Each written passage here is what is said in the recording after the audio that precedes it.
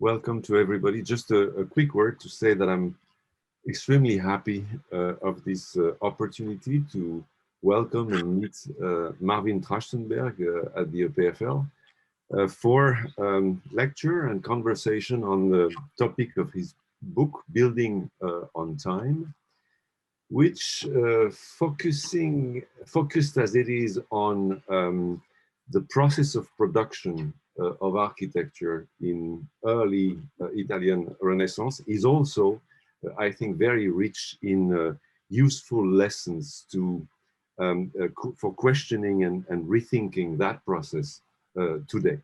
This is at least what I thought when I read this book after my friend and colleague Luc Baboulet mentioned it in a significant way in another collective Zoom meeting of our board of editor of the journal Marne.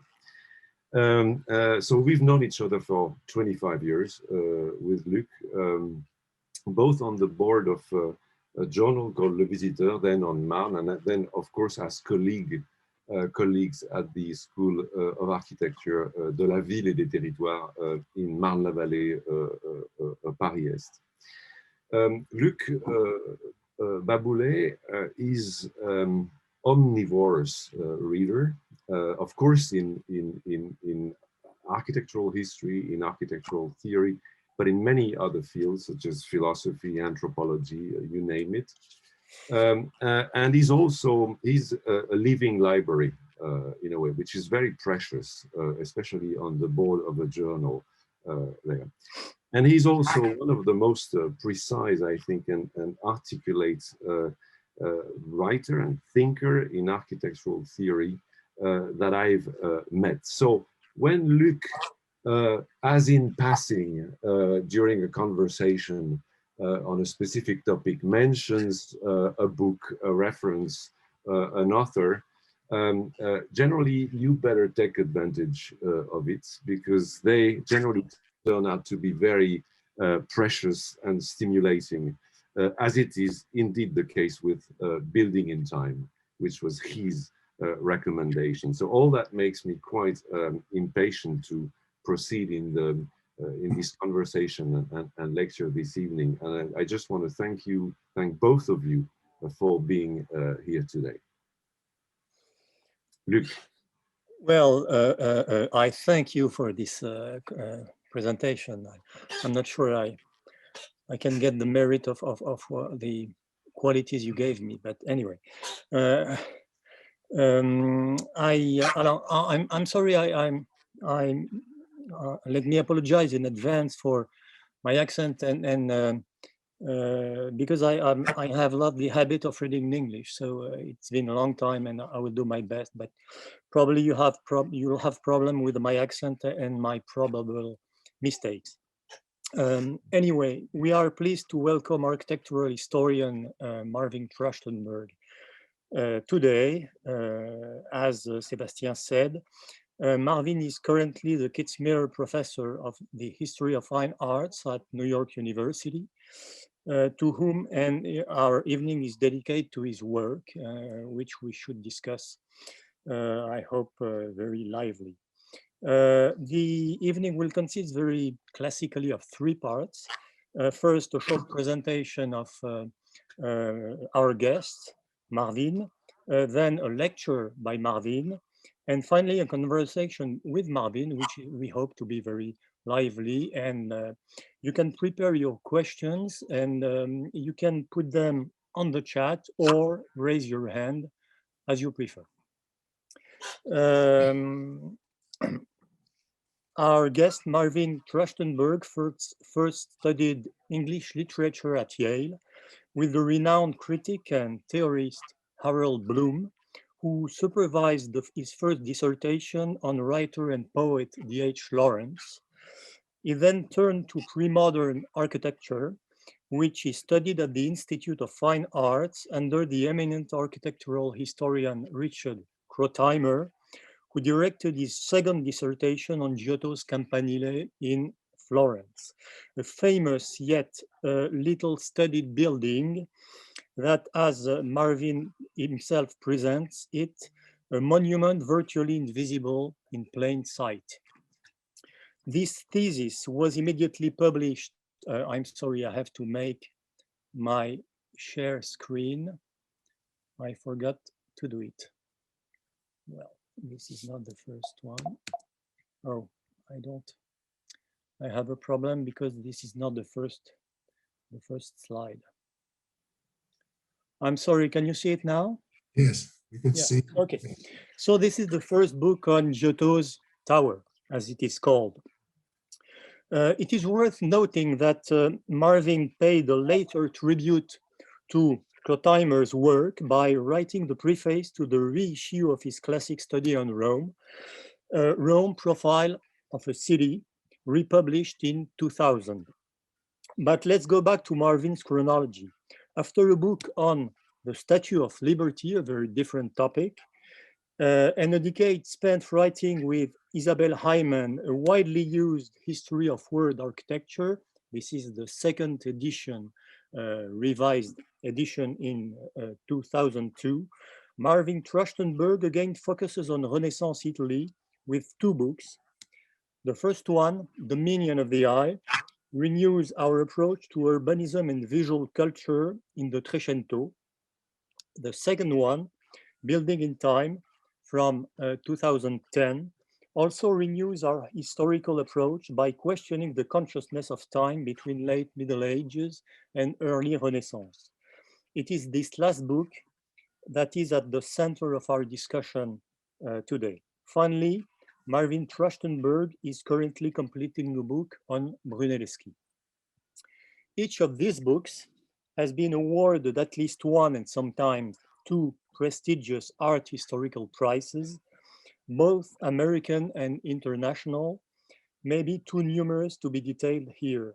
Let me only mention here the Itati Mongan Prize awarded in 2015 by Harvard University for his whole body of work on Renaissance art, a prize he received in the magnificent Villa Itati in Florence, an honor he shares with Ernst Gombrich or Hans Belding, among others, which puts him in very good company.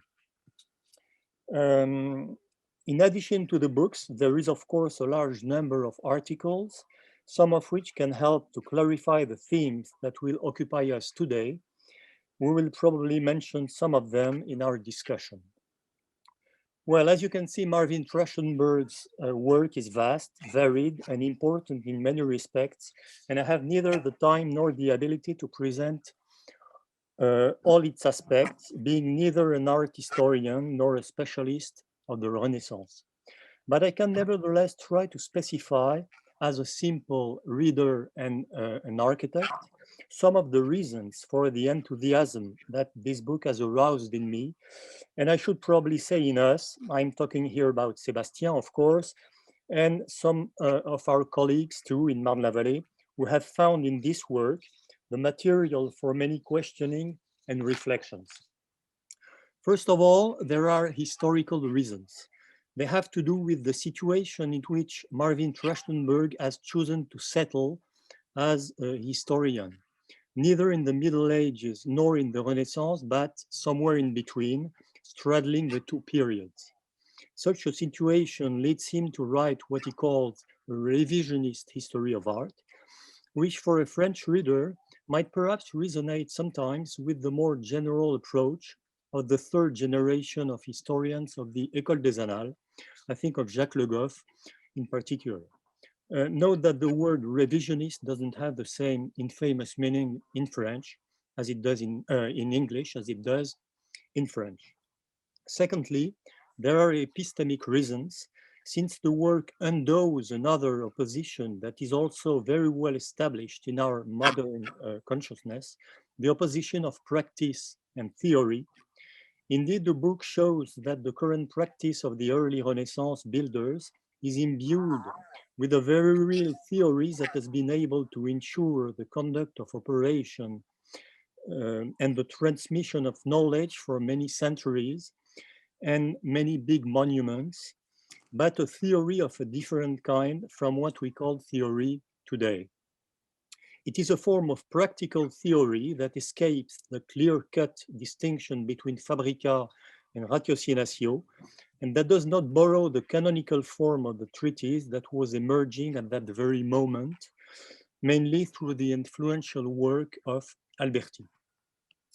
It is this more or less implicit theory whose principle Marvin undertakes to verbalize in this book, and in this sense, the book could be presented as its retroactive manifesto, to borrow Rem Koolhaas's formula. Thirdly, there are practical reasons, since the explanation of these principles in chapter 4 gives the book a real value of contemporaneity, as Alois Riegel said in another context. Indeed, it seems to us, to Sébastien, to my colleagues, to me, Sébastien said it before, that these principles can allow us to question, to rethink, and perhaps even to influence the evolution of our architectural practices and our modes of production for today and hopefully for tomorrow. Finally, there are reasons that, for want of a better word, I will call philosophical, because I don't know of many works that allow the reader to grasp time simultaneously as a metaphysical problem, a political tool for collective planning, and a building material almost on the same level as brick and stone. Before handing over to Marvin, I will finally insist on the form of the book and in general of Marvin's books, especially their graphic design. First, the spatial diagrams that speak directly to an architect, and of which Marvin will certainly show us examples later on in his lecture. And second, the photographs. Marvin Trachtenberg takes his own photograph, hundreds of them. I show you here only a few samples, perspectives, details, etc. Which allows him to present in a very precise way spatial devices and details that are little studied, but historically important and architecturally telling, so that the reader often has the impression, probably justified, that he sees them for the first time in this book. Some art historians have eyes that do not see, as Le Corbusier used to say. Well, Marvin has eyes that do see, and this allows him to write not only a documented and documentary history, but also what we could call a phenomenal history, whose aesthetics dimension is never absent. I now hand over to Marvin Trachtenberg. Thank you very much, Lou. I appreciate that very much. Let me see if I can get this.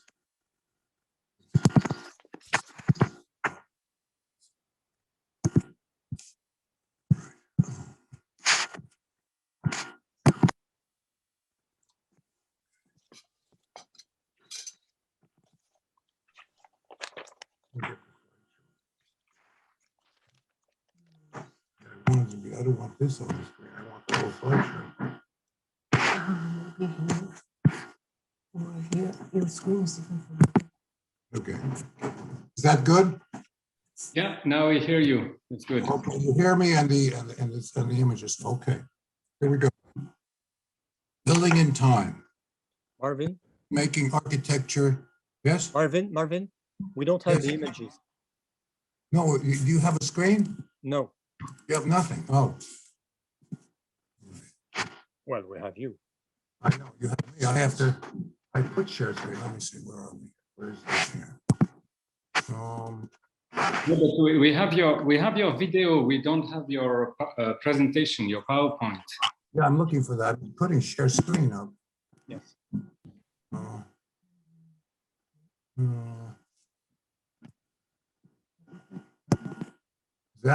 Is that good?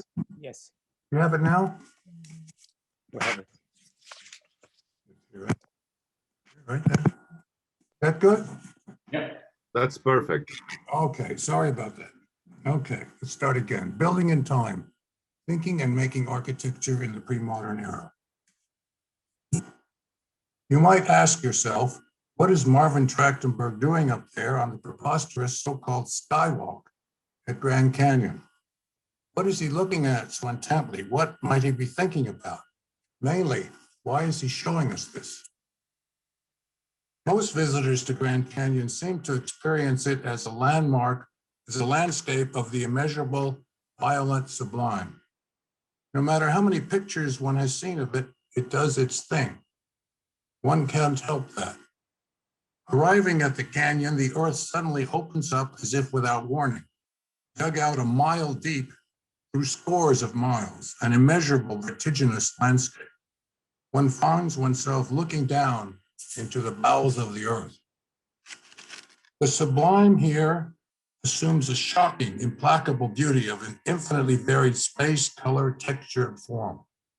It challenges one's power to assimilate sensory experience. One seeks order in it, and sometimes suggestive patterns are found, like the great eagle, the so-called eagle, on the left.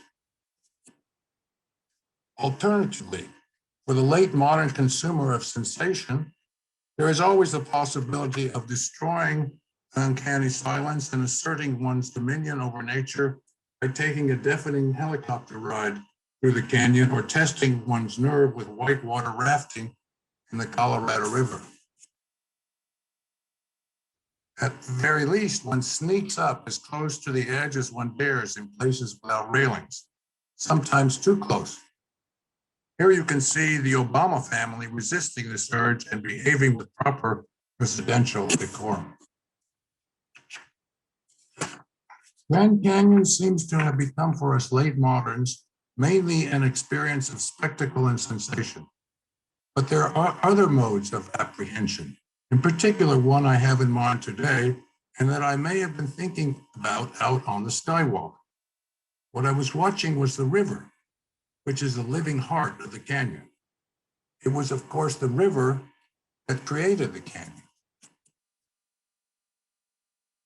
I saw that even in the dead of winter, before the snow melt in the mountains that are the source of the river's water, it was swiftly flowing. It was saturated with sediment scraped from the crumbling banks.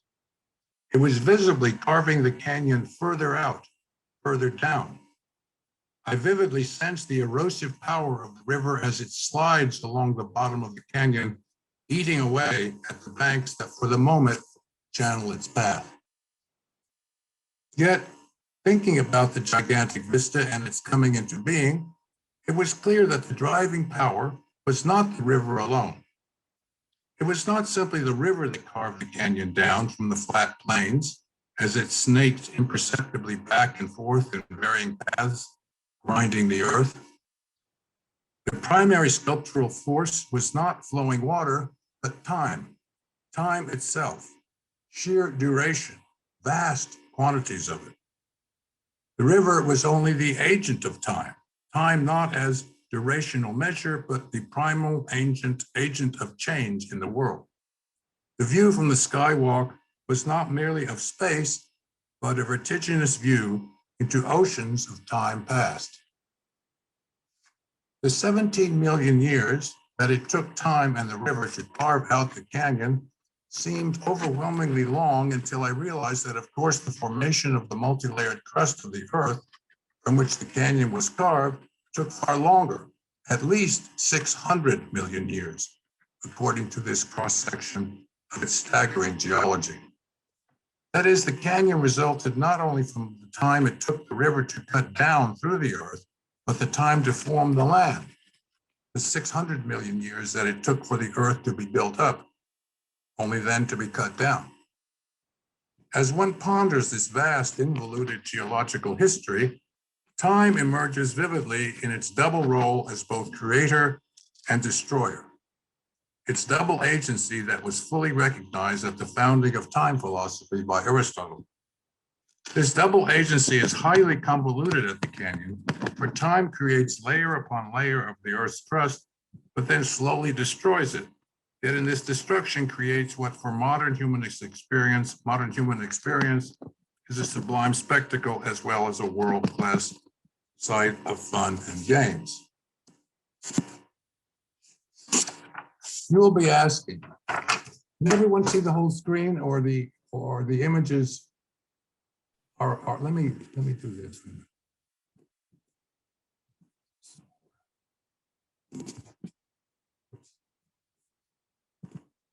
I want to get rid of are the three images of the three of us on the screen, on everyone's screen now, or are they blocking the PowerPoint? Yeah. No, there are two images there. Yes, but I see the two images, plus I see on the side a little screen with my image. No, we don't see that. We have the full image. All right, that's fine. Sorry, I just wanted to make sure, otherwise. Okay.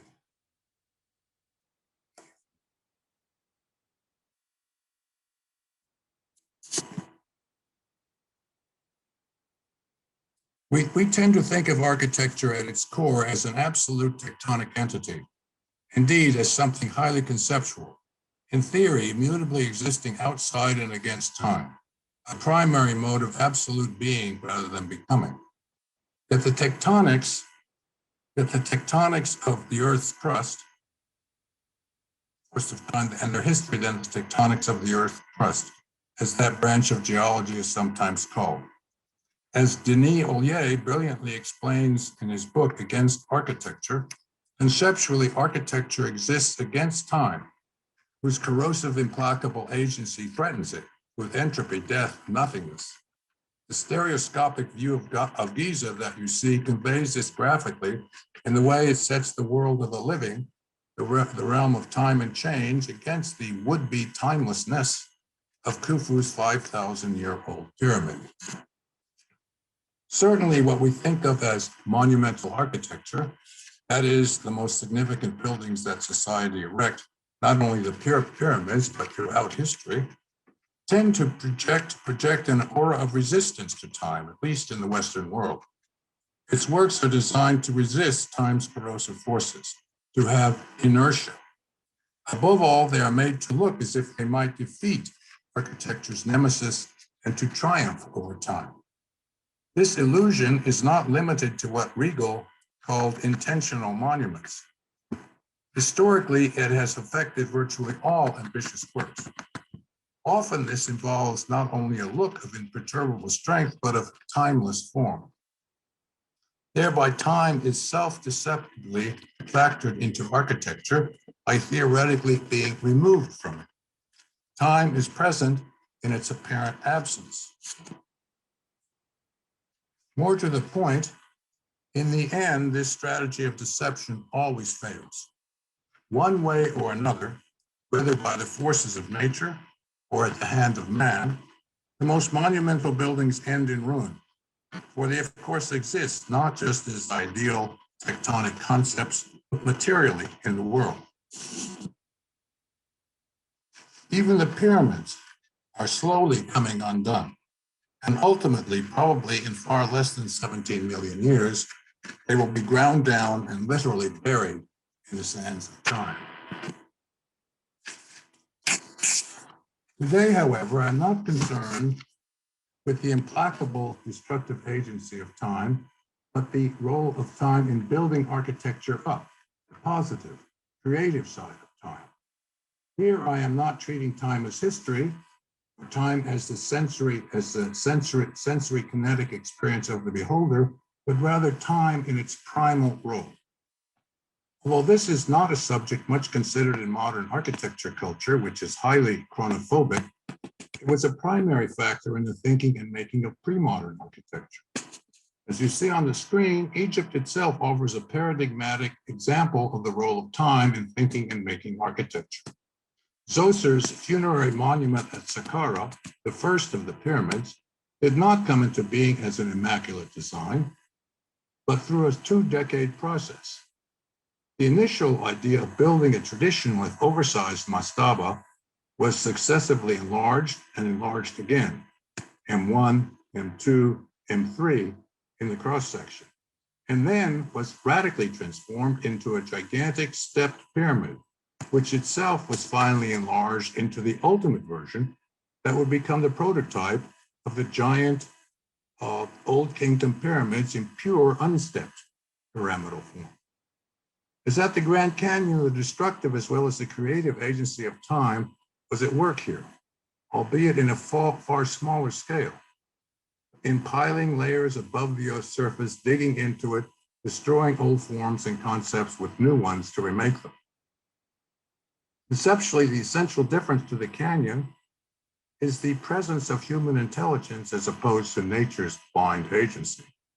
It was not time and the river that were at work at Saqqara, but time and human cognition, volition, and action. Thinking and making architecture in time in the pre-modern is an extremely complex topic. And even my long book on the subject is only an initial study of what I hope will become a wider field of investigation. Today, I want to offer you not a synopsis of the book, but some salient aspects of what I have found concerning the thinking and making of architecture in time during the medieval and Renaissance period, primarily in Italy. Although all buildings come into being in time, the time varies greatly, not only between buildings, but more fundamentally among architectural epochs. Even the largest modern buildings tend to rise so quickly that no sooner are the foundations poured than the completed structure seems to stand before our eyes. In works under construction, such as the Empire State Building, an iconic instance of extreme speed, erected in less than 14 months, the dimension of time is collapsed into a brief spasm of comprehensively financed, programmed, and instrumentalized activity. Certain pre-modern time spaces, notably Imperial Rome, which built the Colosseum in less than 10 years, the Baths of Caracalla in 4, often approximated the modern capacity to produce monumental architecture with extreme expedition, but others did not. The entire European Middle Ages and Renaissance was an age generally of protracted construction of large buildings. Canterbury Cathedral, for example, required a series of projects from the 11th to the 14th century to attain its full measure of extremely disparate parts.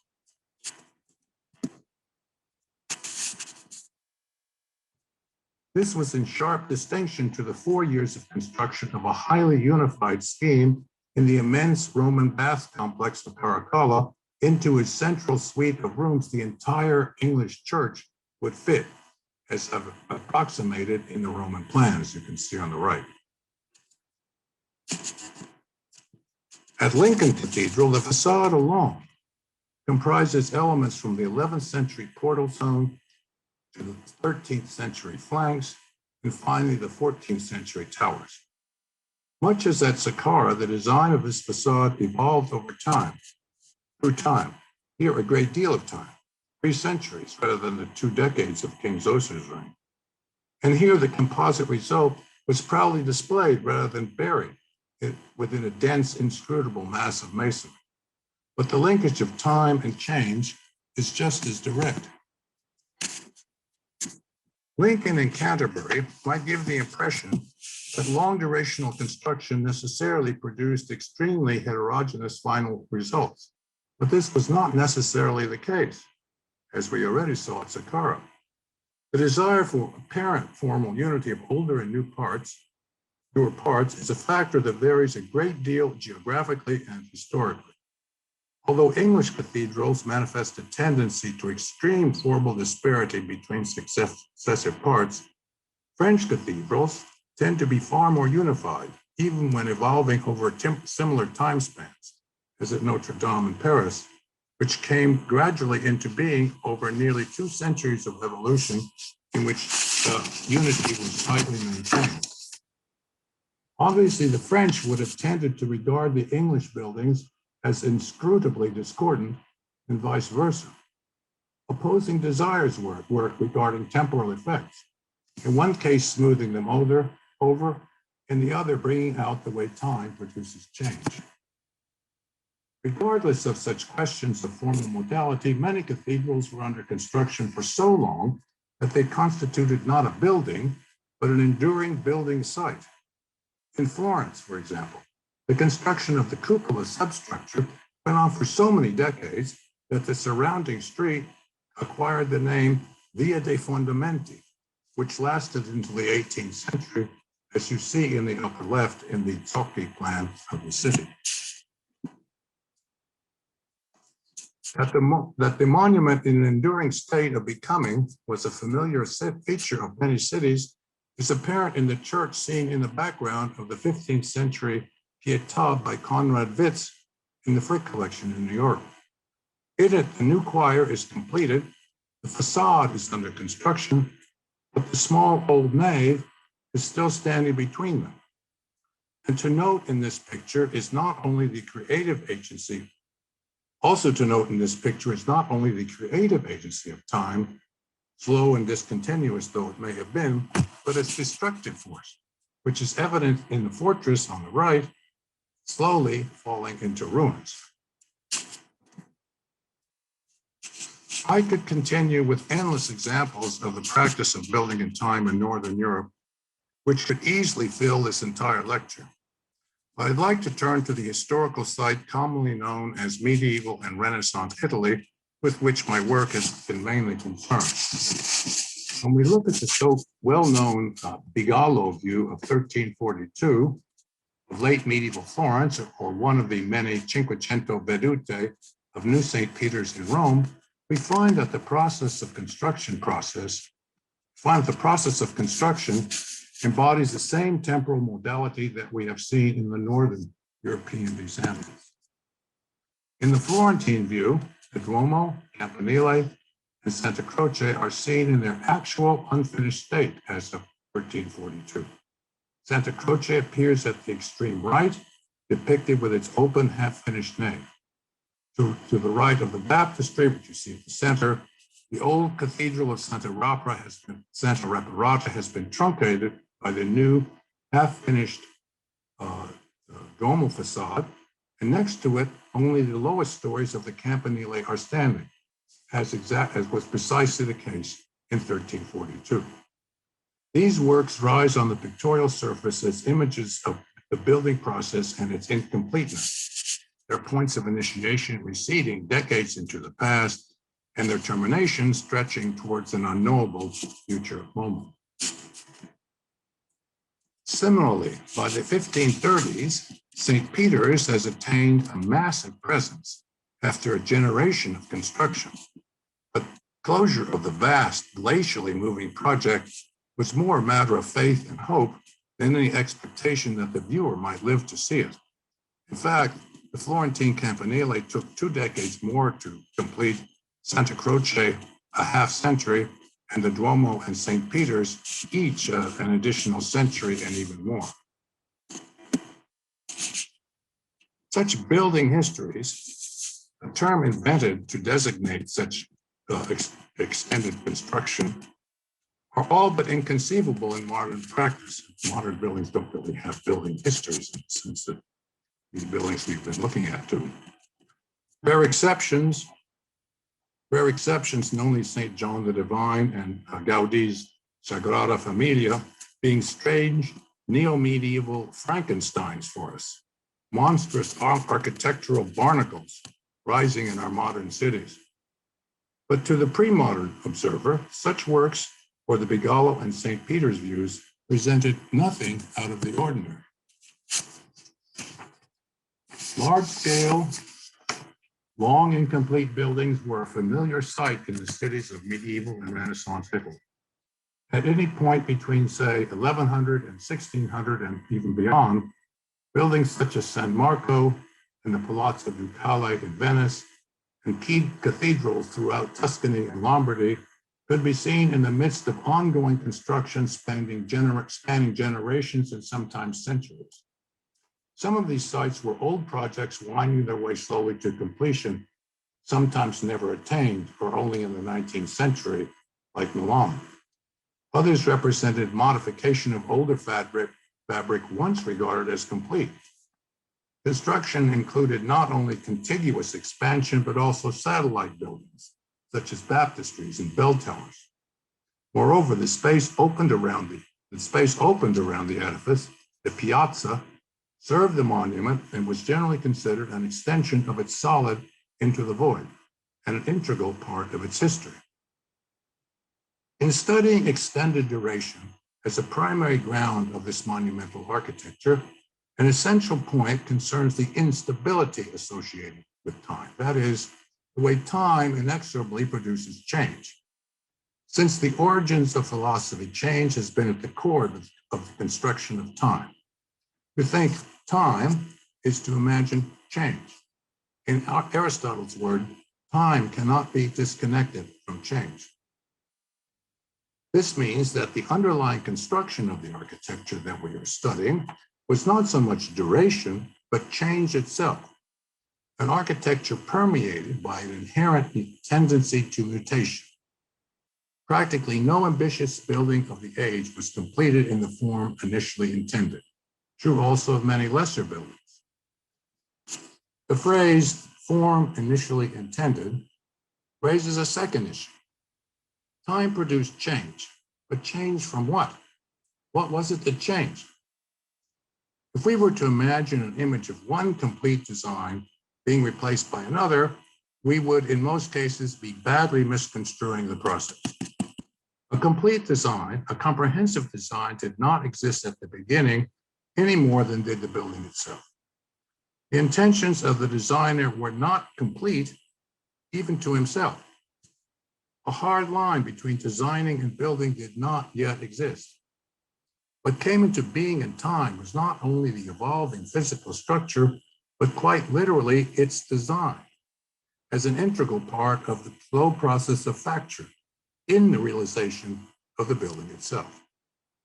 The change produced by time in this period thus did not necessarily mean change from one theoretically complete state of design to another. Rather, it entailed an evolution in formal status from the relatively schematic to a slowly emerging formal completeness. This obviously made the design-build process quite complex, as both the ever-incomplete design and the ever-evolving fabric were continuously changing in tandem, along with the formal status of the totality.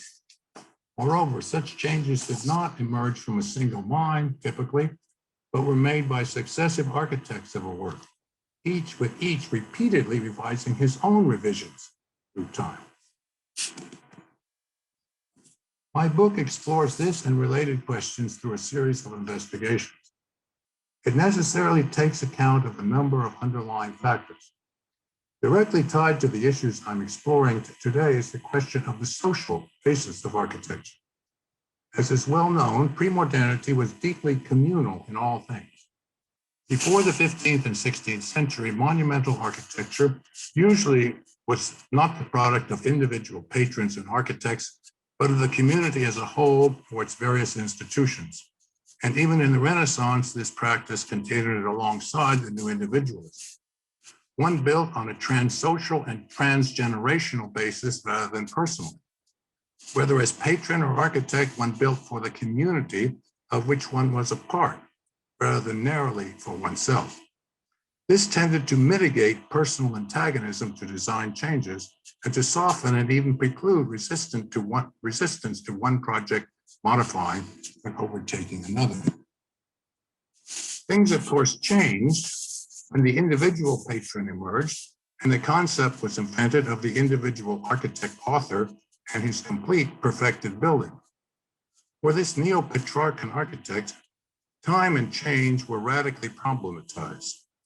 Rather than enabling his project, they became a mortal threat to his entire system of desire, existence, and life's work. This change did not happen spontaneously. As I explain in the book, the new architect-author was one of the great inventions of Alberti, who advocated what I call building outside time. In this theoretical program, all design activity is restricted to the pre-construction phase. Afterward, all change is forbidden, as if time and change did not exist. Only in this way, Alberti rather desperately imagined, would the original design of the architectural author survive and be realized in a monument that would grant him enduring honor and fame. For Alberti, this was the bottom line of architectural practice. During the Renaissance, Alberti's temporal program was more an ideal than a reality, serving mainly as a current of resistance to the still dominant architectural temporality that I term building in time. Building outside time only came to dominate architecture culture in the mature modern period. That is, Alberti's famous definition of beauty as quote, that reasoned harmony of all the parts within a body so that nothing may be added, taken away, or altered but for the worse. This Albertian code only became a primary architectural directive in our own time, along with his strict separation of designing and building, thinking and making architecture.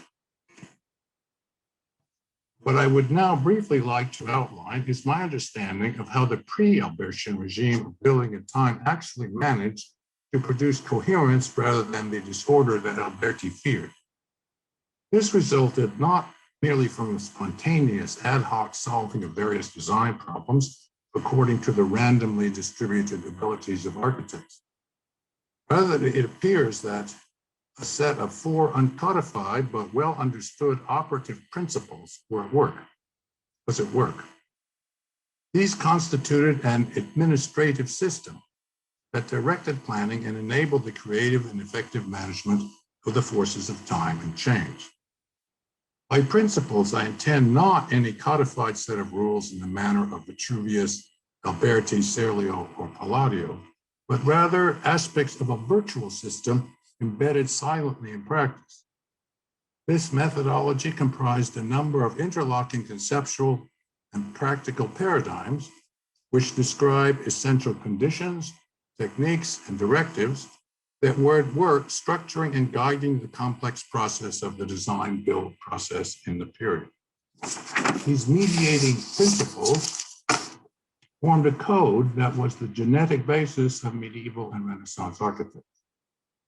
They also provide an epistemological key to discovering an informed and effective logic in the seemingly tangled building histories of the age.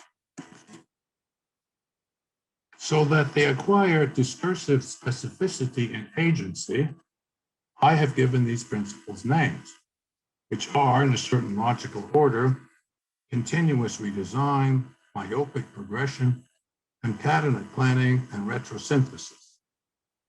In practice, there often occurs a certain inevitable elision between them, as is inherent in any such quasi-structural system, but they are distinct protocols nevertheless. The first and most basic of the principles, continuous redesign, concerns an underlying condition of the architectural regime. That is, the essential pervasive phenomena of change as such. In a sense, it is just another way of describing change as caused by or that accompanies time. But this would naturalize the presence of continuous redesign in the period, and there was far more to it. Specific historical conditions of society at large also favored and seemed to impel architectural metamorphosis. The complexity and volatility of the independent city-states of Italy were powerful factors in architectural production. Despite certain shared social-political structures and tendencies, the cities were diverse in all aspects of the public realm, and such diversity was intensified by intercity and interinstitutional competitiveness. Each city, moreover, was politically unstable, rapidly evolving as a whole and in its various institutions. In architecture, the resulting need to satisfy an ever-changing range of practical needs and to fulfill the desire to establish signs of ever-shifting terms of identity and difference meant that no single architectural style, Gothic, classic, or whatever, or set of typologies could possibly attain hegemonic status. Especially before the Quattrocento, formal idealism was conspicuously absent from Italian planning. Instead, a high degree of eclecticism was prevalent in every aspect of architectural design.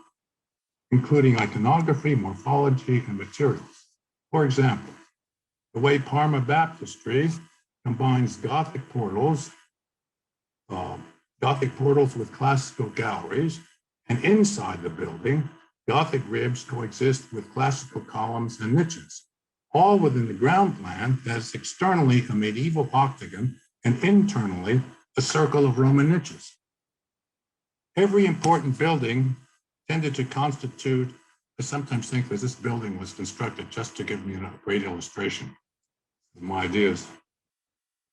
Every important building tended to constitute an ad hoc new formal assemblage dedicated to the realization of specific practical and symbolic needs. That is a motivated divergence from previous works of its genre, such as cathedral or town hall or baptistry.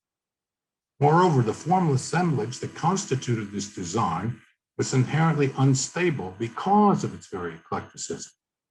In the process of building in time, the eclectic package of the initial design was liable to unravel and undergo revision, particularly given the volatility of the social and economic environment of architectural production. 2, myopic progression. Given the pervasive tendency towards continuous redesign, it would have been pointless at the outset of a project to establish a comprehensive design viable for actual construction down to the details. Certainly the technical means to do so were not lacking in the way of plans, elevations, models, templates, and even prototype details.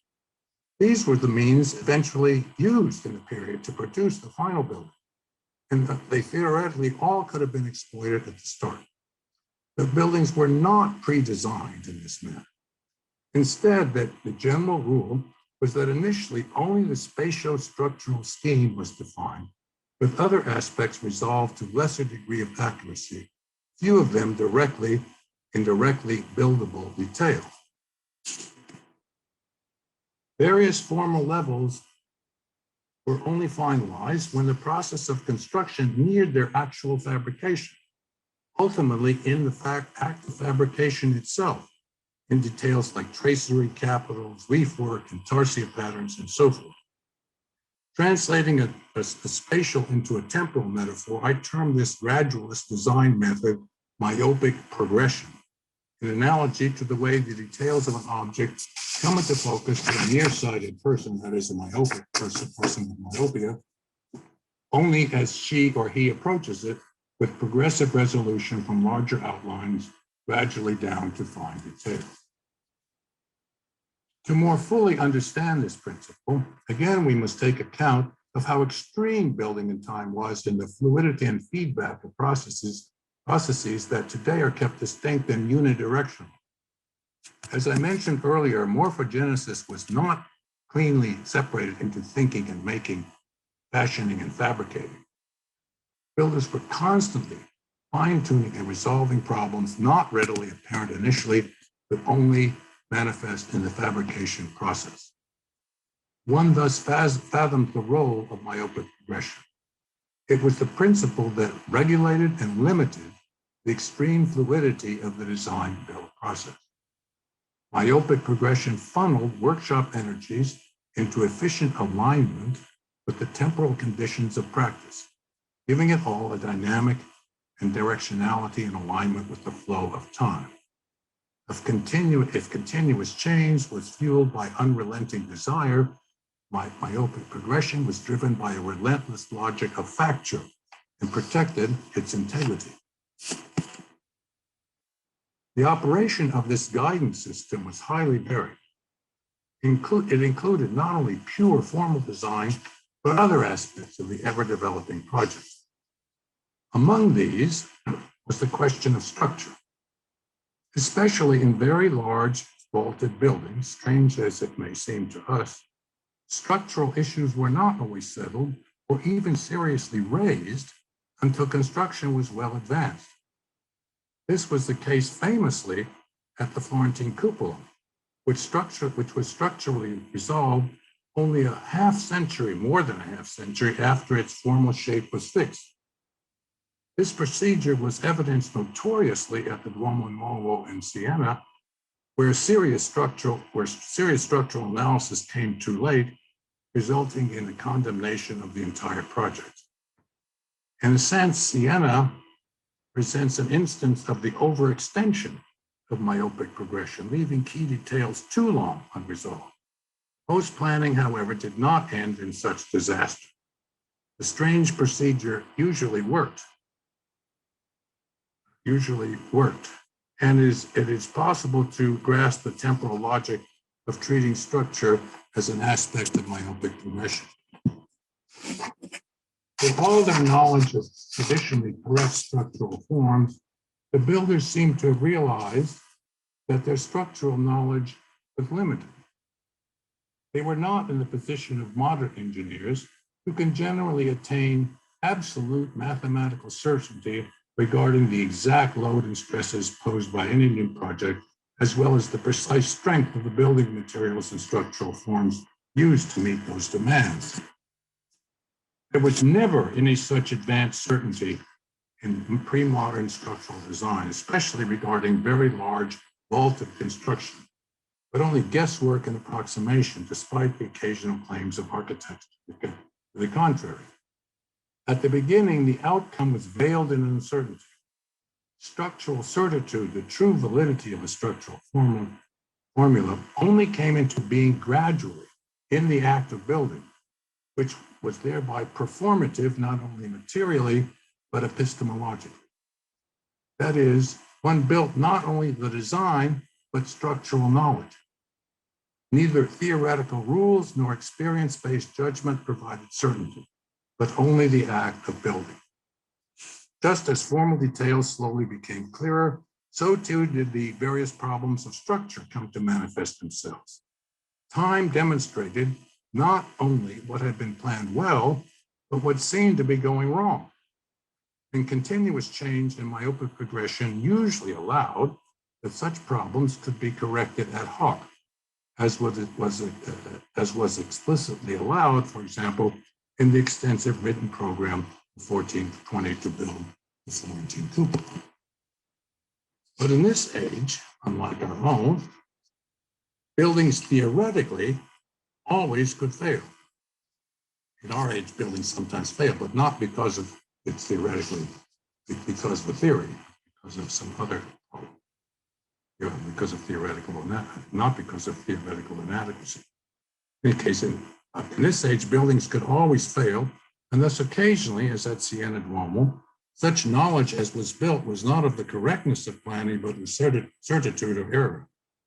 Perhaps the paradigmatic building here was the Leaning Tower of Pisa, where structural knowledge visibly unfolded in time.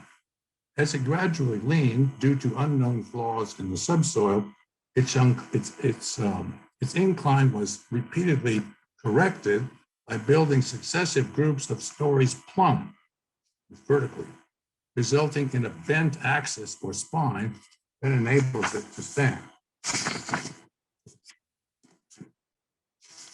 3, concatenate planning.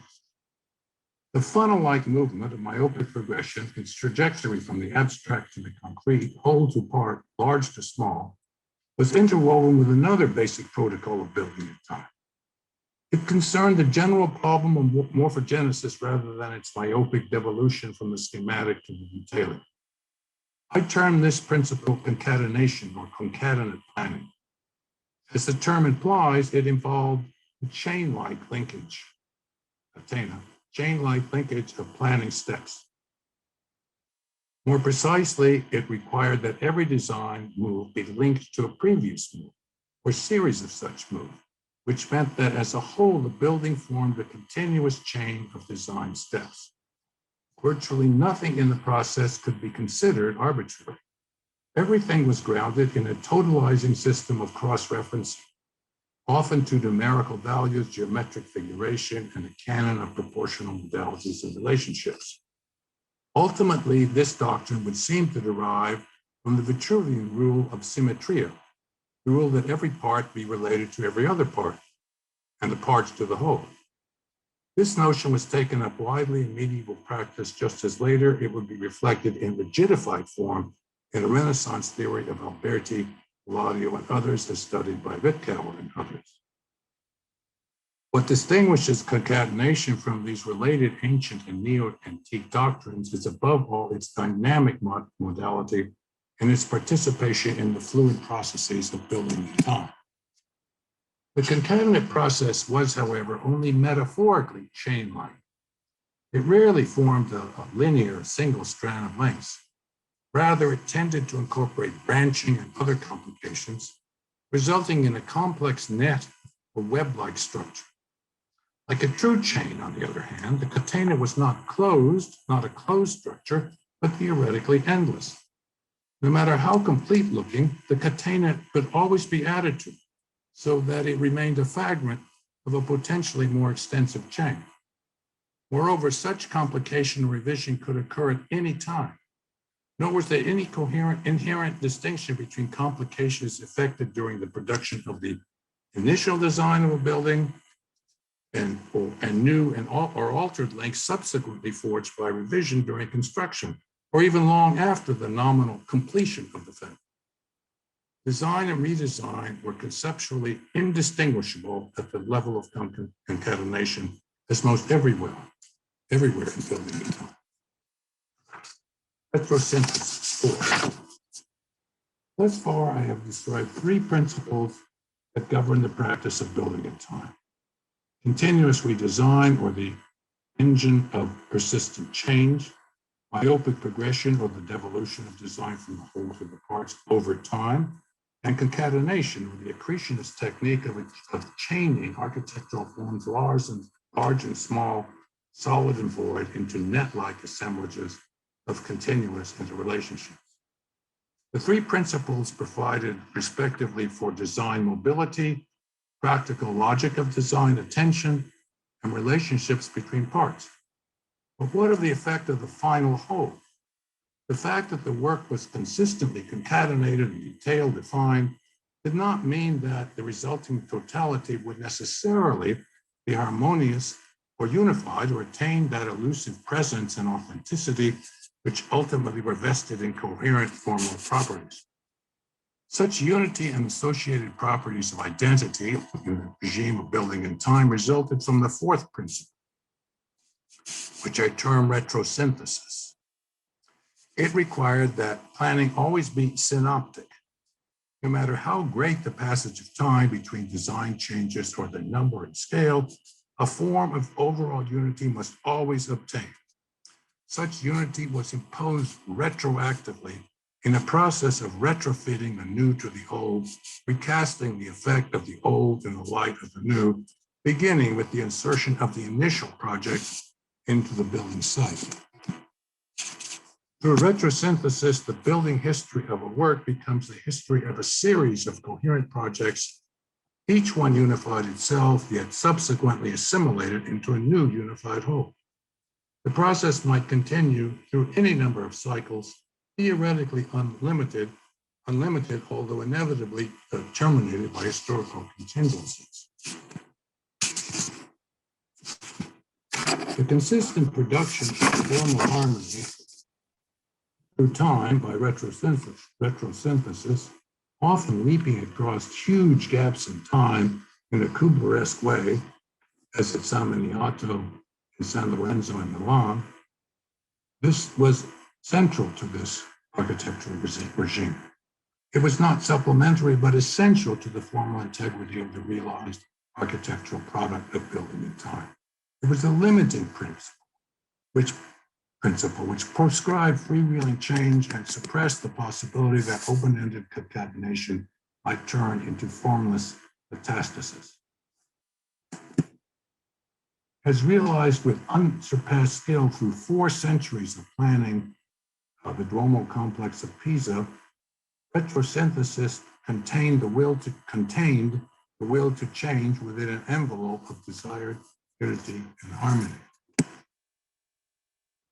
Retrosynthesis thus directly addressed the dilemma of Greek thought regarding the problematic agency of time and the fusion of change and identity in the same evolving thing. Let me finally put this in another way. Retrosynthesis is the key to what I like to call durational aesthetics. That is, retrosynthesis was the final means of enabling the production of perfected form in a process of incessant revision. I close with a thought that is now telegraphed on the screen, that such a durational aesthetics would constitute an aesthetic code sharply distinct, not only from the absolute immutable perfectionism of Albertian modernism, but also from its antithesis, the postmodernist abandonment of perfectionist idealism. Thank you.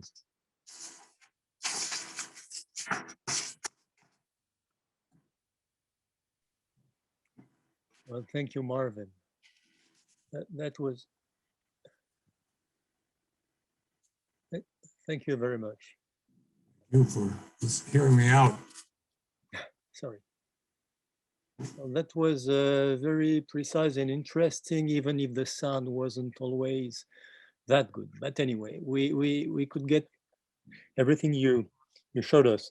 I was, well, you presented in details the forgotten regime of that you call building in time, and with its 4 principles, which were very clearly expressed, and also this kind of ad hoc approach, which you show was a kind of usual way of doing things for centuries, based on design and redesign, where every design is almost already redesigned. That was very interesting.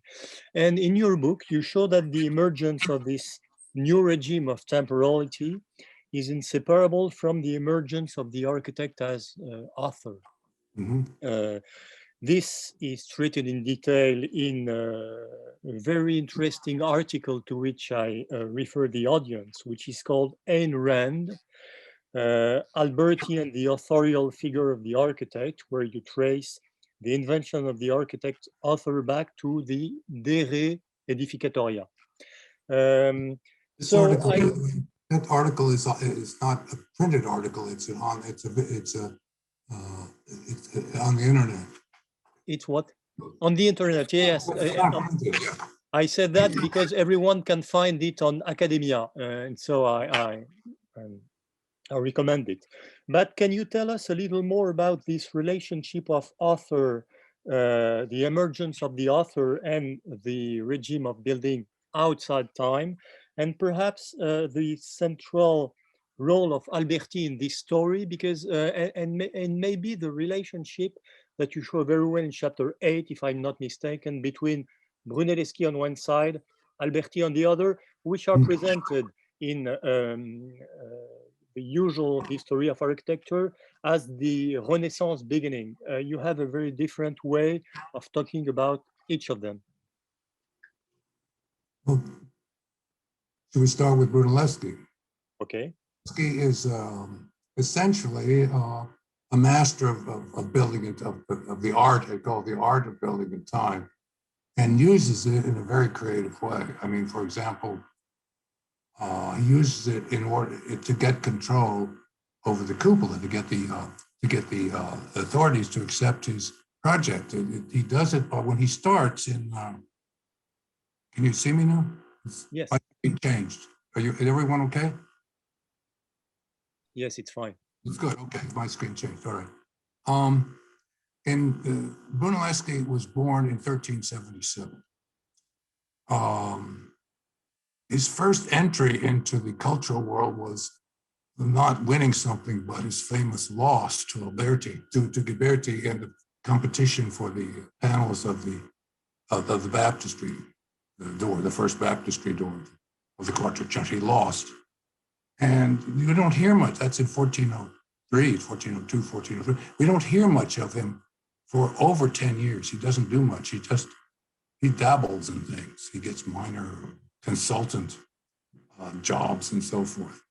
And suddenly he reappears, kind of without warning, in 1416, when the cupola project for the cupola, which had been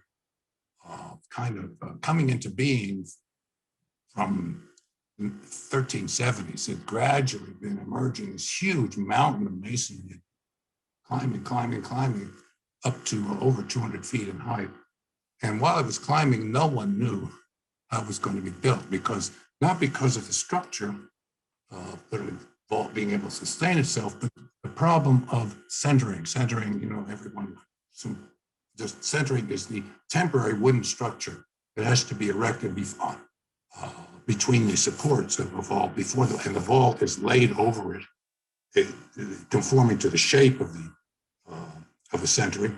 And then when it's complete, the vault theoretically will stand and the centering is taken away. So this system was, goes all medieval buildings, all the great cathedrals, all the major churches in Florence, all the vaults in Florence before 1420 and everywhere else were built with centering, using wooden centering. This sturdy but temporary, kind of a platform, curved platform on which the vault are erected. The problem was that this vault was so big, so much bigger, the leap in magnitude beyond anything previously built since antiquity. The only comparable building in scale was the Pantheon.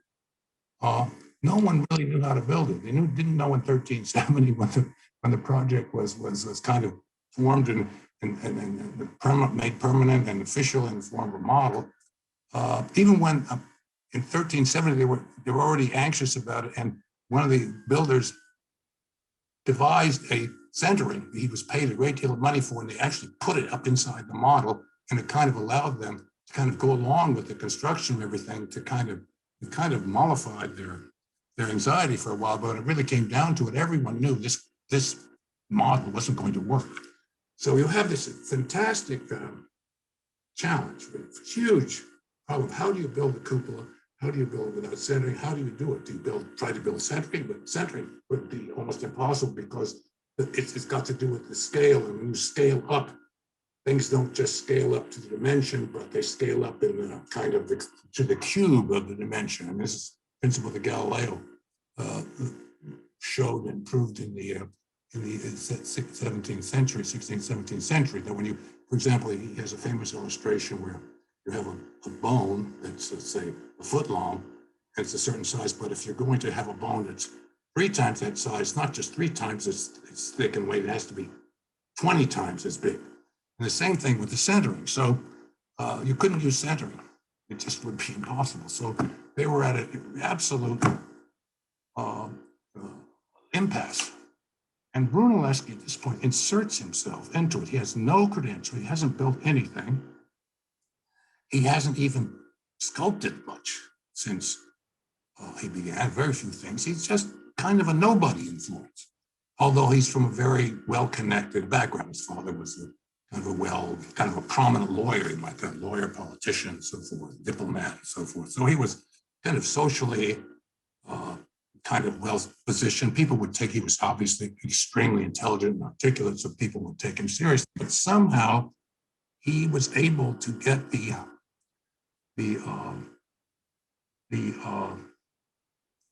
authorities to go along with him. And this is one of the amazing kind of performances, cultural performances of all time that he did there. More than building it, just getting the people to accept his idea. So what was it? What are we looking for now here? I've kind of gotten off track here. You wanted to early Brunelleschi and Alberti. Well, yeah. So Brunelleschi, the way he does it, it's kind of it's building in time a little bit because he does it gradually. And even though the forms themselves are basically shaped at the beginning, they are adjusted as they allow for the contract that Brunelleschi makes, the contract that the authorities make with Brunelleschi and also Alberti. I mean, Ghiberti was also in on this. This is something that I need to mention, that the myth is that Brunelleschi did it alone. I mean, glossed over that a little, but Ghiberti in 1418, 1419, the competition has moved along and there are 2 people left in the competition. There's Ghiberti and for the cupola structure and and Brunelleschi and Alberti, and they're each compensated 300 florins for their model, for the cost. And this is a vast amount of money. They're both enormously, expensive, time-consuming, articulate, serious models. So Ghiberti contributed something. We don't know what. We don't know what. We know that Ghiberti's model was made of little model bricks. Brunelleschi used standard-sized bricks. So Ghiberti's model probably showed some of the intricate conventions that are incorporated in the actual cupola. So we don't know exactly who contributed exactly what, although it's pretty clear that Brunelleschi was the master of most of it. Anyway, it's a kind of building in time thing. What's interesting is how, during the construction, as it proceeds over the next 16 years, it's finished in 1436, even though Ghiberti is there, Brunelleschi is able to kind of push him aside, kind of marginalize his contribution, and promote himself ultimately as the author of the whole thing. And when it's finished, everyone credits Brunelleschi with it. He becomes the author of this work. Now, what's really interesting is Alberti's arrival in Florence. Alberti's arrival, Alberti came from one of the richest and most powerful families in Florence. But they were exiled from the city in the late 14th century, and he'd been born outside. And not only that, but he was an illegitimate son. His brothers had stolen his inheritance. He was an incredibly talented, he was well educated and so forth, but he was striving. He comes to Florence, he doesn't come in 1420 or 1430 when the Alberti are allowed back in. He comes in 1432, 43, just as the cupola is nearing completed, and he sees what's happening. He sees the great fame that Brunelleschi has achieved for himself in doing it, and he gloms on to Brunelleschi and praises him and dedicates his book to him and so forth. So there's a kind of a personal dialogue between the two. And later, Alberti, when he writes his book on architecture in 1450, he doesn't mention Brunelleschi once, or any of the Brunelleschi followers. He excludes him. So they are in competition, personally, for fame, for authority. Brunelleschi he straddles the two regimes of building in time and the new Albertian formula, which Alberti only comes up with 20 years later. So there's a kind of complex interweave between these two great figures. They really, Brunelleschi has a tremendous effect on Alberti, but Alberti at first acknowledges it and then refuses it. So it's a very complex story. Is there something I'm not quite answering here for you all? Yeah. You are, yes. I mean, Alberti clearly has this, you perfect the design and you build it and you don't change it. Brunelleschi is still building in time figure, but Alberti kind of comes out of Brunelleschi in the sense of his career, but not in terms of his ideas. His ideas are against the regime that Brunelleschi has used to build this enormous structure. So both, it's a pivotal moment in terms of these two regimes. Well, okay. Maybe someone has a question, otherwise I will. Okay. Well, in your book, you highlight, and in your conference, you highlight these two opposing regime of temporality, and you meticulously describe, with the help of many documents, of course, and your own pictures, the critical moment when architectural practice passes from one to the other, which is very, very clear in your book. And you just described it in the opposition between Brunelleschi and Alberti on this point. But your aim is not, in the end, to confirm and reinforce this opposition, On the contrary, it is to show what is constructed and maybe contingent about it. It could have been otherwise. And you show very well the importance of de re edificatoria in this story. We can then, reading your book, one of the great virtue of it is that we can then look back on history and wonder what would have happened if the crypto-Albertian regime, as you call it, had not become our main paradigm. And above all, what might happen if its power were to be relaxed somehow. So is it possible for you to imagine a kind of return to some other regime of temporality, a little bit less chronicidal, as you say, even in the organization of construction as we know it now? What do you think? Well, let's put it this way. In Alberti's time, Alberti's ideas were published in written in around 1450 and disseminated in the late 15th century. It's still, most people still built in time. Alberti didn't change, practice didn't change because of the publication of Alberti's book. It reinforced perhaps the authority of certain architects, but if you look, for example, look at the history of St. Peter's. There is no building that is a more it's really an extravagant example of building in time. I mean, it's the most extraordinary changes and change upon change upon change, architect to architect, from Monte to Sangalo to and so forth, Raphael to Michelangelo. Michelangelo, if it keeps getting bigger, then Michelangelo makes the plan smaller and makes it possible to finish. So building in time is in full force in the 16th century. And at the same time, it's not just Alberti that the shift in kind of template is not just because, it does not occur just because of Alberti's text, which was not, it's very well known now, Alberti's text, but let's say in the 19th century was not that well known until it's quite the kind of Alberti, kind of great. Alberti has had a tremendous ascent in terms of his fame in the past, since Wittgauer, since Rudolf Wittgauer's book, Architectural Principles. That was really a turning point. Everyone, of course, knows that book of 1940, 47, 48.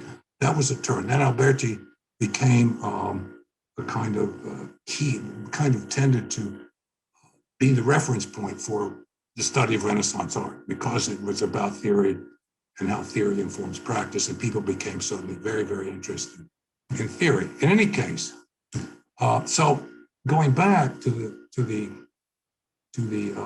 15th century, Alberti wanted things to work according to his author producing formula. That is, in building in time, it's hard for any single builder to claim authorship. Alberti desires more than anything to be able to achieve author status in his buildings, not just in his texts. That's why it's so important that the building remain immaculately correspond to the first architect's project. Otherwise, his authorship, his fame, and so forth is lost. So, but that didn't correspond very well with the realities, the economic and social and so forth realities of most projects. Similarly, if you wanted, so Alberti couldn't just impose his ideas on practice, even his own practice, as I think I show in the book. In his own practice, when he actually sits down to build, he builds in building in time. He doesn't produce, he makes plenty of changes in his project as he goes along. So he contradicts himself. He can't even, his ideas don't even work for his own very well-intentioned concept. So now it's the flip side. Even though we may have we want to go back to a more open, an open procedure, an open kind of architectural regime. that accommodates change in time, is more realistic. It's very hard because the whole world of the economic and material and ideological basis of the present regime of this kind of a crypto-Albertianism are really, you know, they're incredibly powerful. I mean, there's the financial side, the financing building now, a big building, any kind of investment level building, or even a simple house, has to be completely planned. The land all has to be completely acquired. The building has to have a complete set of plans. Plans have to be approved by all kinds of committees. They can't be changed once they're approved, only with great difficulty. The financing then has to be acquired. You get all the money up front, right? And you have this package, and it's very fixed. And with large buildings, it's even more. These requirements are even more insistent. So how does one reinsert somehow in a kind of a substantial way the pre-Albertian openness to time and change and so forth in architecture? And I think it's very hard. I mean, I look out of my window. I'm sitting in my room. I live in a town, in a 19th century town, which is for this country's kind of old. And I look out the window, and there are all kinds of houses. Not one of them is, except my own. Mine is the only house that has never been changed, and it was built in 1888. But all the other houses they're telescope houses. We have a little house, then there's an extension out the back, and a small extension of that. It's called a telescope house because it looks like a telescope. Or they go up, they go out, they go sideways. It's the norm in houses, but not so much in really office buildings or institutional buildings or other massive projects. The financing, the difficulties of the demands of administrative demands, legal demands, and so forth are such that it's really, really hard. And you told me about, you guys informed me of a kind of what we call a program, or called BIM, right? Yeah. BIM. So BIM, I think rightly implies the kind of extreme modernist version of Albertianism. Sure. Right. I mean, Alberti is just thinking about 6 parameters, and BIM is thinking about dozens and dozens of, parameters that all need to be exact, as I understand it, need to be absolutely fixed in place before anything can happen. And I don't know, do you think that you have any experience with or knowledge of how, if people have tried to make BIM flexible, or? I have no idea. I'm not able to answer to that because I'm not very familiar with BIM. I'm pretty sure, though, that this evolution, BIM, for instance, makes it very difficult to contradict it. But we are very interested in, for instance, in our master, which is called transformations, as I told you already, because by your book, because this book opens up the possibility of a kind of strategic detour when it comes to BIM or to that kind of evolution. And it opens the possibility to replace the ecologically catastrophic paradigm of creative destruction. I borrow the formula of Schumpeter, with a systematic principle of transformation. This is the growing sector of adaptive reuse, which is really a growing sector in architectural schools today. And in that case, the architectural form seems to be open by its very material nature to the principles of continuous redesign, to concatenations, to retrosynthesis, all the principles that you picked up and made the theory of. And so, do you think it possible then, perhaps by this detour, by rediscovering the idea of the architectural work as an opera aperta, as Umberto Eco was saying, to reorient our practices towards another temporal paradigm closer to the pre-Albertian paradigm that you describe in your book? Well, like I said, just thinking about what you just were saying now, that struck me that the paradigms and the whole analysis that I've developed of understanding of this pre-modern regime could be, I could see that it's useful because it demonstrates that it's possible to accommodate change, and even in the most monumental, highly designed building, accommodate change without destroying the integrity of the building, without destroying the use function, and so forth. So virtually, no architect in the pre-modern period would have regarded any building as totally resistant to change. They knew that if the building is going to survive, it needs to change. And they found ways to do it. They believed they could do it. They knew how to do it. But it's mostly, I think, the outlook. There's less knowledge than orientation. If you believe that a building, once it's fully formulated and built, or even fully formulated, can't be changed. If you take Alberti's position on this, you kind of block your own creative thinking about how it could be changed and still maintain its integrity.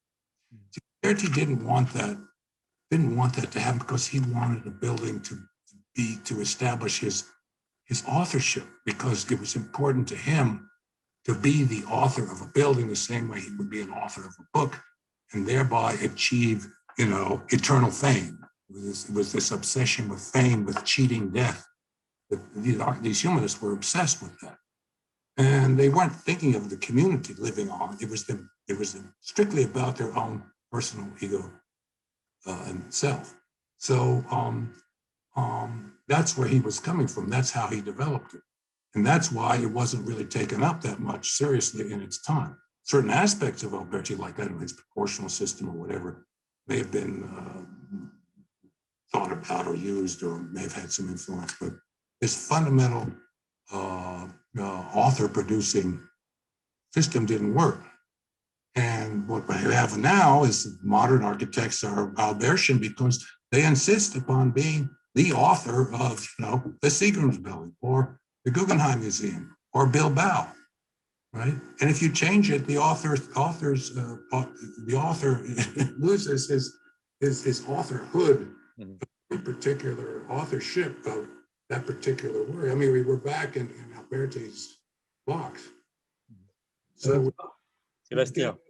Yeah, Marvin.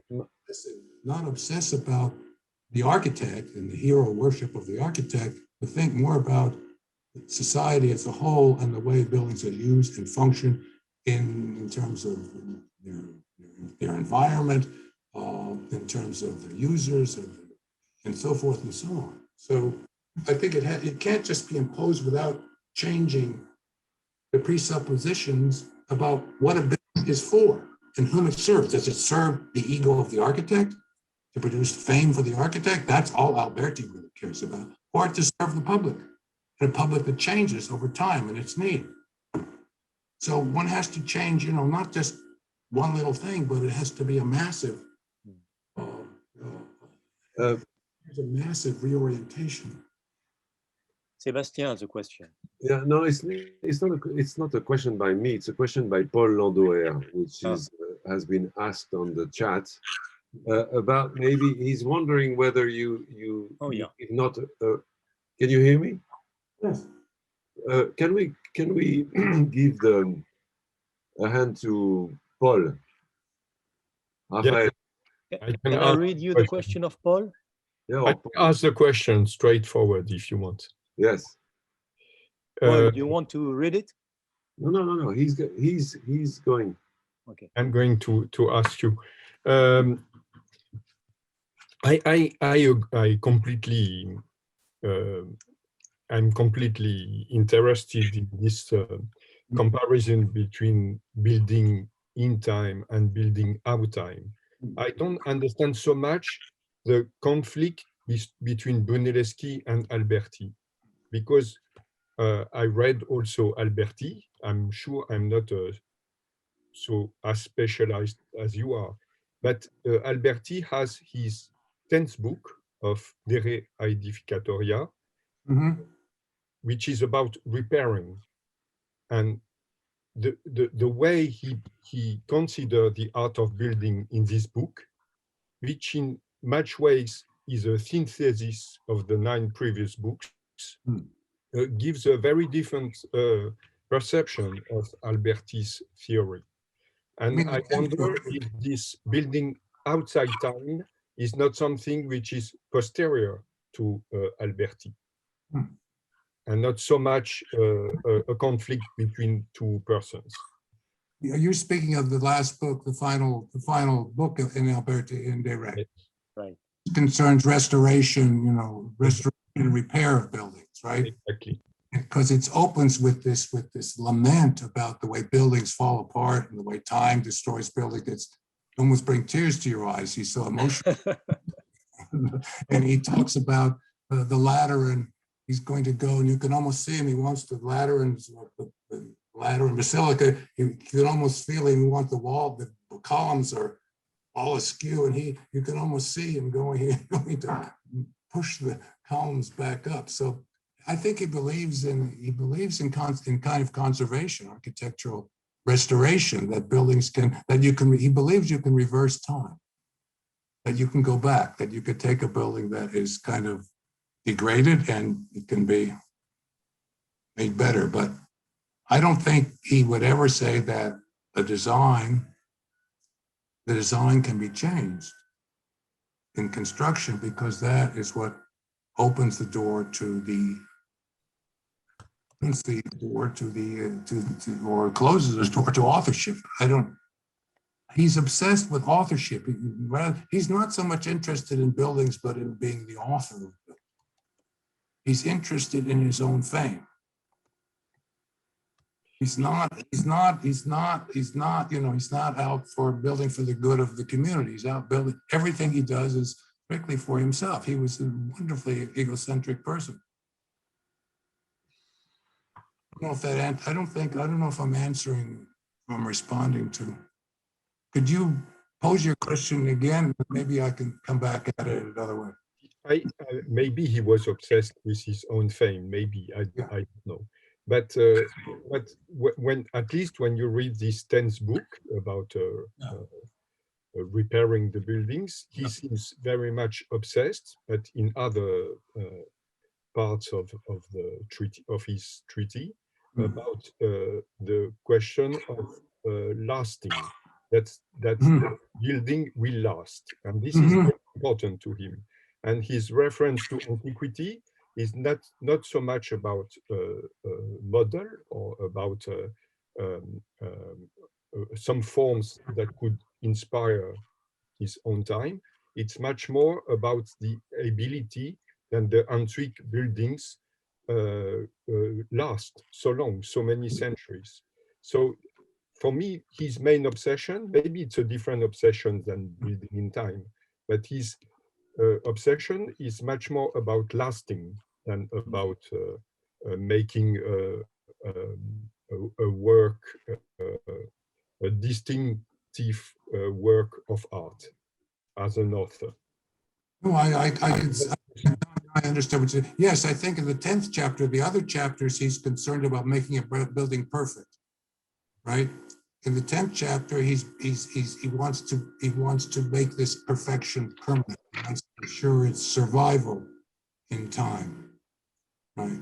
So it's about how to keep it, how to keep the building, to build it in such a way and to maintain it against time, against the action of time.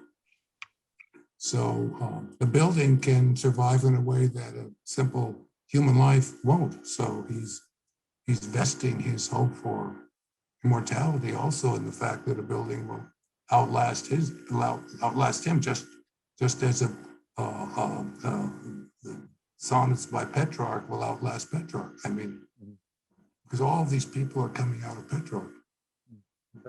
Marvin, on this subject of Alberti's relation to time, we have with us Pierre Quay, who is here, who has translated Alberti in French with Françoise Joët, and has a rather different view on this issue, setting Alberti as really obsessed in a way with time. And so maybe Pierre is going to say a few words that I try to translate. Oui, je ferai trois remarques. La première remarque, je suis assez d'accord sur votre interprétation moderniste d'Alberti et qui passe effectivement, vous l'avez dit, par la conception du projet, hein, par la mise en place des outils intellectuels qui conduisent à la question du projet. Bon. Is that understood? Do you understand, Marvin, or shall I translate? I can understand. That's fine. Okay. La seconde remarque, c'est que je pense qu'Alberti ne détruit pas le temps, mais fait passer le temps de la construction, où le temps de la construction devient un temps mental, devient le temps du projet. Voilà. Le temps de la conception. Le temps de la conception. Et effectivement, mais ça c'est une modernité, c'est que la maîtrise du temps de la conception réduit le temps de la construction. Et ça, c'est une opération économique. Et c'est moderne. Ça, c'est moderne. Voilà. Mais il y a tout de même une maîtrise du temps, une intelligence du temps, mais que c'est une cosa mentale. Le temps devient une cosa mentale. Et la troisième remarque va un peu dans le sens de Paul, qui rappelait l'importance du livre 10 sur la réparation et qui donne une nouvelle lumière sur ces questions de projet d'Alberti. Ça, sans aucun doute. Et il y a un passage qui est formidable au livre 9 où Alberti envisage le fait qu'il y ait des chantiers qui durent plus longtemps que la vie d'un homme. C'est au chapitre 11. Et il dit une chose formidable, là, il dit, ah oui, évidemment, les nouveaux architectes, ils ont envie de tout refaire à zéro. Eh bien, ils ont tort. Et ils doivent essayer de respecter ou d'entrer dans le projet antérieur. Et ça ressemble assez à ce que vous évoquez sous le terme de Retrosynthesis. Voilà. Donc, il y a des choses comme ça chez Alberti, à travers la réparation, à travers le livre sur les réparations, ou à travers tout de même son puissant sens du temps des bâtiments. Parce que les bâtiments chez Alberti portent le temps. Voilà. Aussi. You get it, Marvin? I'm not sure exactly how to respond to this because there are passages I would have to look at that, you know, I haven't looked at in a long time, but I haven't studied in a long time, but it's very clear. One thing is very clear is the book is complicated and it's not totally unified. It's not a totally consistent book. I mean, people have said it's very badly written sometimes, full of contradictions, just like he excoriates Vitruvius. There have been writers. Alberti has certain inconsistencies in Alberti. But what I found, maybe it's because I was looking for it, was that he advocates planning the building, that time, that the architect should employ as much time as necessary. He should design the building and study the model and study it again. He says up to 7 times or 5 or 7 times. And then he said, and then do it again. So there is virtually no limit to the time that he insists he spent on perfecting the design. Mhm. And because once it's finished, once the design is set, it can't be changed. That's the whole point. But then he says, then after it's built, then you have to get as much money together as possible and build it quickly.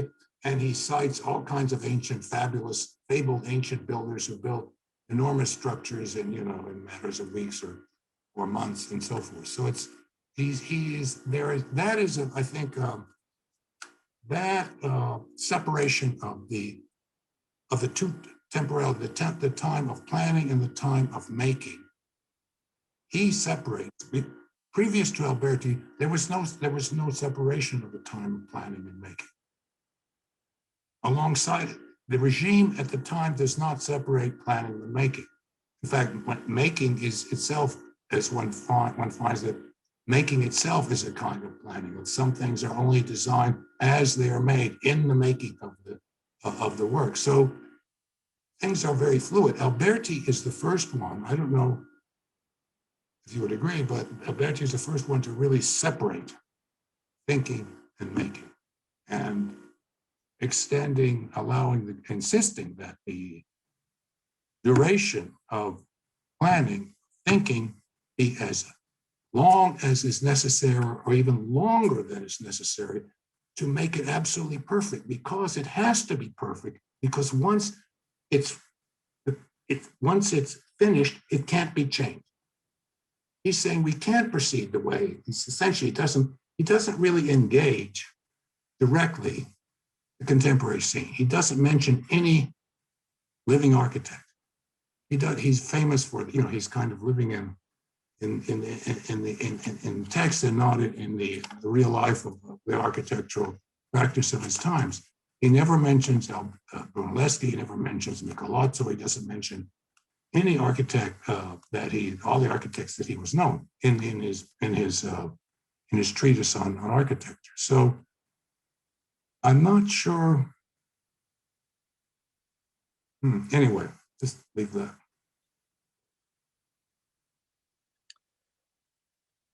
Well, does someone have another question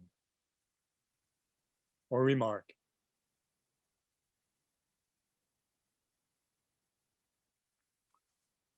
Maybe just one thing, like taking on what Pierre said about Alberti, which is one of the aspects of building in time, which you describe, meaning a kind of respect for what is there, in a way. If the Alberti of book 9, chapter 11.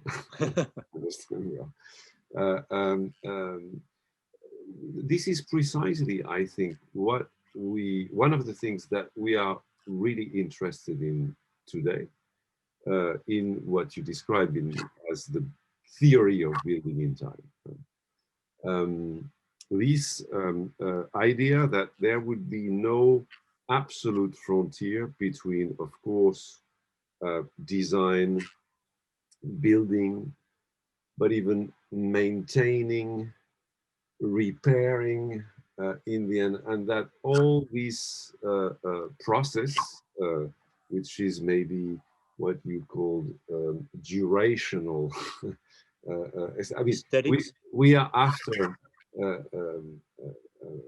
we are clearly concerned to find ways of rethinking design so that this continuous, these different phases, you know, would be, because we are in a situation, in many situations where we inherit situations that are unsatisfactory, that are latent, and that we have to inhabit, modify, change today. And maybe we won't have the energy tomorrow to just, you know, get rid of the situation and replace it by another one. We have to make do with those, and this obliges us, I think, to rethink the process of production through all these different phases.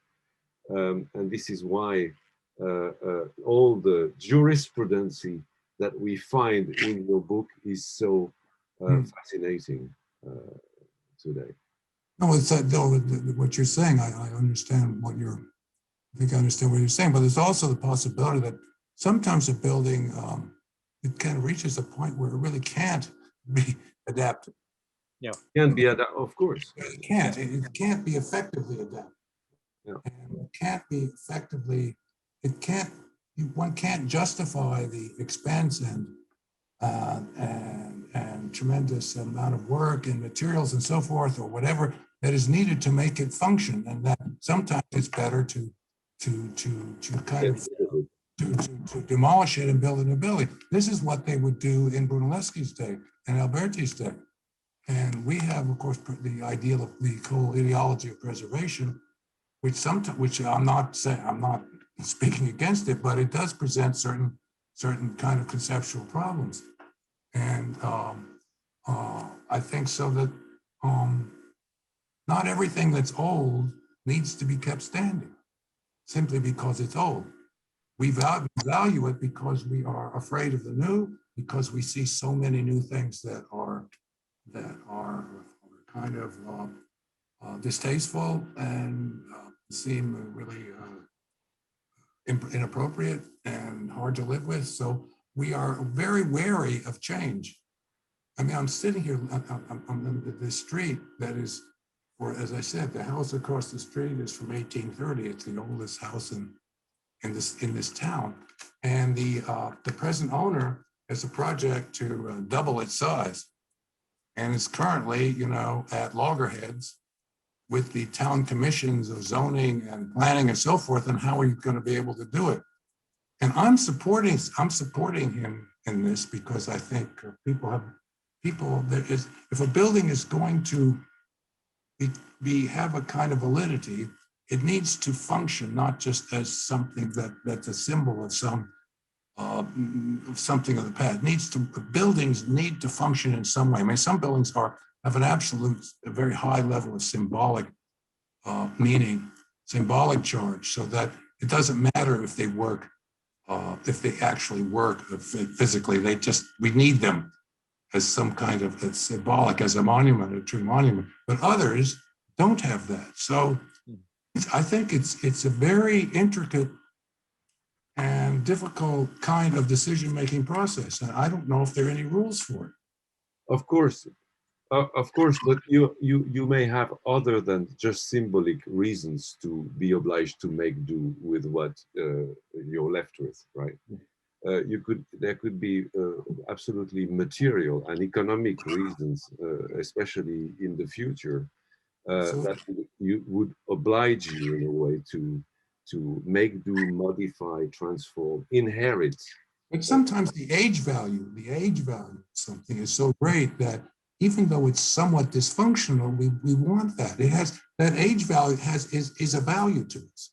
Mm-hmm. Worth keeping it, even though it's more expensive or not so convenient in terms of function, to maintain it. I mean, we have that. But some things, even in this, strange things happen even in Florence. The Santa Maria degli Angeli, the round church of Brunelleschi, was only built up to about 6 or 7 meters. And then the patron, it was not a publicly financed building, wasn't built by the city, which would have finished it probably. It was built by sponsored by some private individuals. When they died, the whole project kind of collapsed because no one else was interested in funding it. So it sat there for 500 years. It wasn't torn. What's interesting to me is that it wasn't torn down, even though it was virtually useless. It was somehow converted. It was made into some kind of makeshift artist studio, but that was just a kind of excuse to keep it standing. And then, under Mussolini, the whole thing was basically totally rebuilt. It was torn down, the whole thing was rebuilt because the stone had all degraded. So what you've got there now is you have 3 phases. You have the Brunelleschi built, 3 or 4 or 5 meters.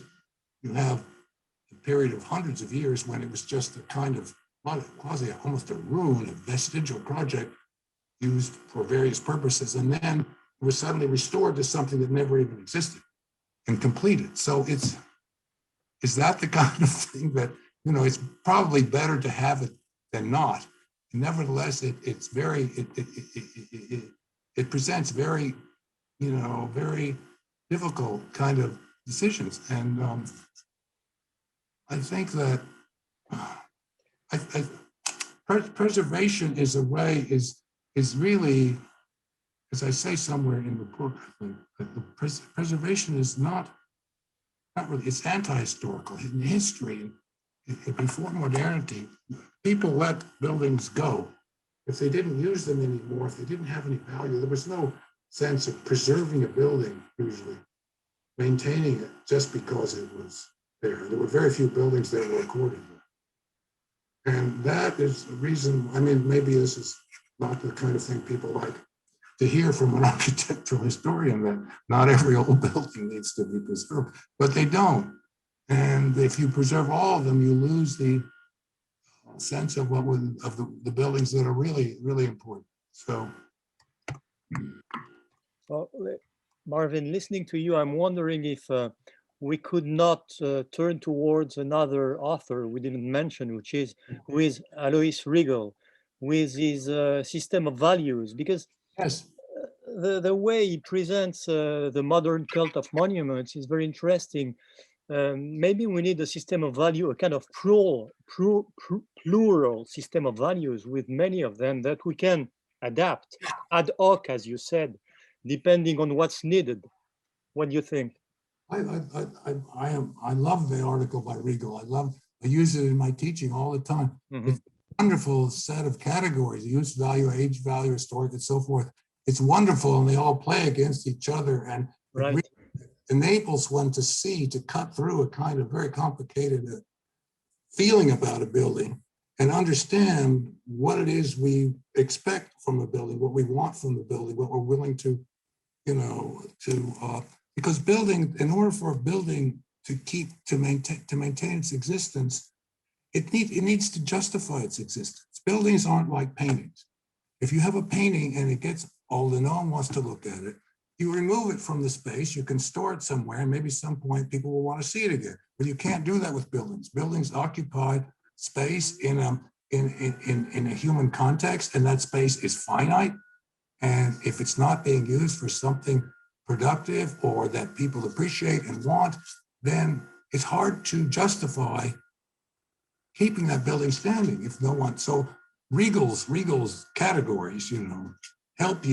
I agree. It's a brilliant analysis, the way he versus the different, you know, that dissects the different values of a building. I think, you know, that's, I think that article is better known. It wasn't an article, it was a report, right? Yeah. It was a report to the commission. It wasn't meant to be published. It was meant to go in somebody's file. Right. But you know, if you can, do you think that article has achieved a certain utility? A certain what? Utility. Is it useful to architecture present day? Do enough people know it to be able to refer to it when discussing the kinds of issues that we're talking about? I'm not sure of that. I use it all the time, and because it seems to me to be some kind of a perfect tool, I mean, for today. And the categories are not outpassed. They're still valid, I think. But I'm not sure, as you said, I'm not sure it's very used and very well known, and it should be more. It should be, because it's like if you're a surgeon and it's like getting a toolkit, you know, with different instruments to operate, you know, only intellectual, conceptual instruments, and they're all there. When I use them, I try to think, is there any other value, you know, but he really seemed to get the whole range. It's really so maybe we could yes, conclude, because it's almost 2 hours. Yeah, it's almost 2 hours. Yeah, so it's almost dinner time on that side of the Atlantic. It's just the middle of the afternoon. And so you missed your lunch, I think, Marvin, in Long Island. So. Well, I will be. I had a little snack before. Okay, good. I knew I had a suspicion it would last for a while. So. Yeah. Okay, so thank you really very much, Marvin, for spending those 2 hours with us. No, I'd be happy to talk, longer, but this is it's been a very good conversation, and I'm sorry that I can't account for all the assertions I make. They're all based on reading, historical reading of texts and so forth, and it's